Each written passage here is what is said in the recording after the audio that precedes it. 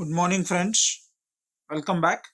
In today's session, we'll be having a look at an expression for strain energy due to torsion.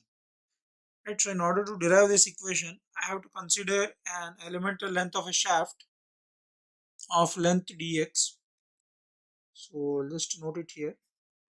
Consider an elemental length of a shaft subjected to a torque T as shown below. But when I say elemental length, I'll take the length as dx. So let me show the elemental length for you people.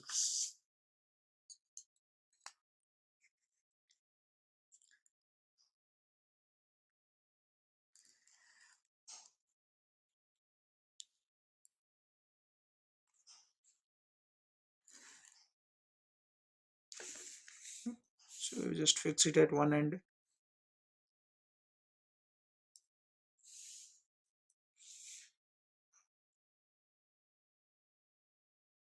You can show the cross section here. Say this is the center point.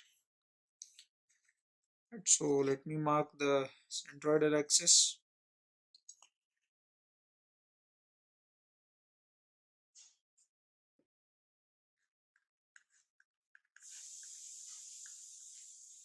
Okay, so when this shaft of length dx, so this is very important. Okay, don't take the length as EL because I have considered an elemental length of a shaft. I have not considered the entire shaft.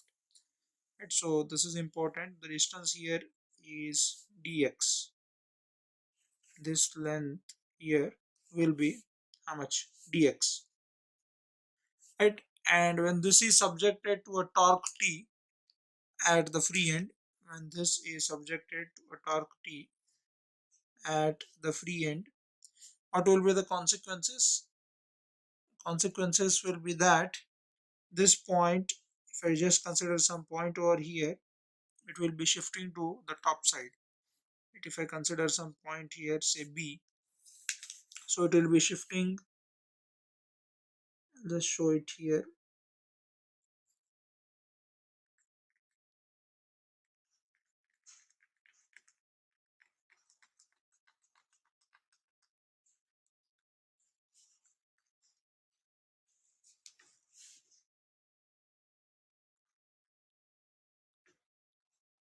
Okay, so whenever you apply a torque, any point on the circumference will shift, right? So that time an angle is created in between the original position and the new position. So this angle I'll take it as d theta. This angle I'll take it as d theta. Now we know that the strain energy stored, we know that the strain energy stored, the strain energy stored in the above system is given by is given by. So since this is an elemental length, I'll take the strain energy as delta U. So it is given by 1 by 2 into the force which is causing, in this case it is torque, into the deflection. Deflection is angular deflection, that is d theta. Right? So now you can take this as equation number 1. I already told you how I got this. People who have not understood this, I request you to go back to the first case of an axial member which is subjected to an axial force, and there I have shown how I take this expression for internal energy or strain energy. Right, now we know that also torque divided by moment of inertia, that is polar moment of inertia, is equal to torque divided by polar moment of inertia is equal to tau by r is equal to g. In this case it is d theta divided by L. What is L? L in this case is dx. L in this case is dx. Right? So I'll just combine these two things. I'll combine these two things. So combining these two things, what I get, I'll be getting an expression for d theta.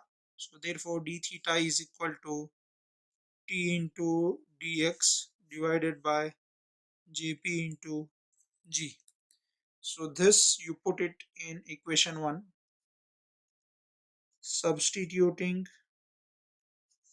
in equation 1 we get, so what we get, so therefore del u is equal to 1 by 2 t as it is.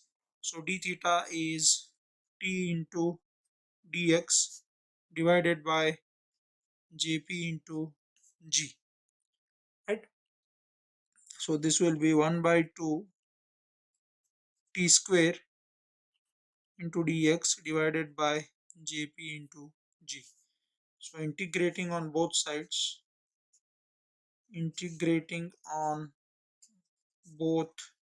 sides we get, so if you integrate it on both sides, del u is equal to 1 by 2 t square into dx divided by jp into g, right? So therefore I'll be getting integration of delta u is u, so I'll take it as 1 by 2 t square 0 to l, that is important,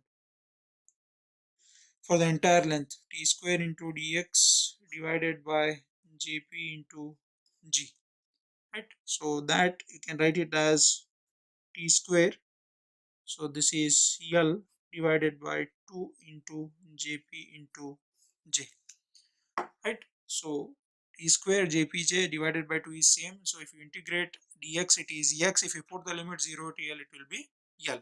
So this is the expression for strain energy due to torsion, right? So that's it for today's session. Have a great day. Take care.